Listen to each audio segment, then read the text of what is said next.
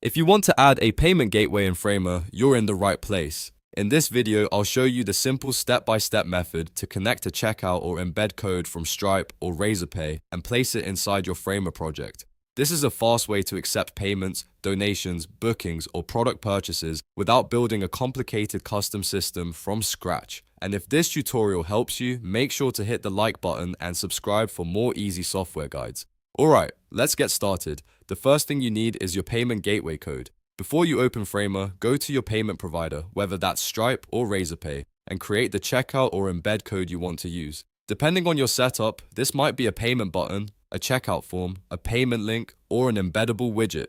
The key is to copy the code that the provider gives you, because Framer can place that code directly on your page. Once you have the code ready, open your Framer project. Go to the page where you want the payment gateway to appear. This could be a pricing page, a landing page, a sales page, or even a simple contact page if you're collecting payments for a service.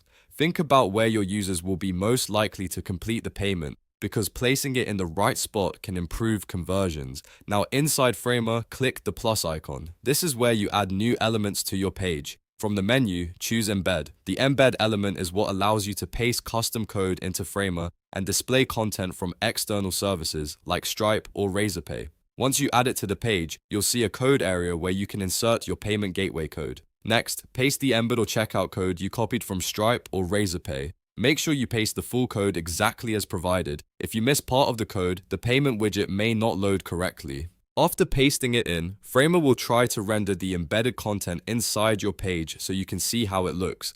After that, you may need to resize the embed block. If the payment form looks too small, too large, or cut off, simply adjust the width and the height until it fits your layout properly.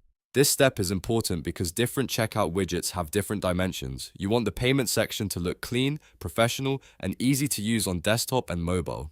Take a moment to check the spacing around the embed as well. If needed, move it into a section with a heading, some short text, and a clear call to action like pay now, subscribe, or book your spot. A good layout makes the checkout feel more trustworthy, easy, and easier for visitors to understand. Once everything looks good, preview the page and test the payment flow if your provider allows it. This helps you confirm that the embed is loading correctly and that users will be able to complete the checkout without problems. Always test before going live so you can catch any issues early. When you're satisfied, publish your Framer site.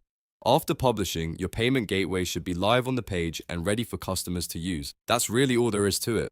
By using the embed option in Framer, you can connect a payment gateway quickly without complicated coding. If you want more tutorials like this, don't forget to like this video, subscribe to the channel, and turn on notifications so you never miss a new guide. Thanks for watching, and I'll see you in the next one.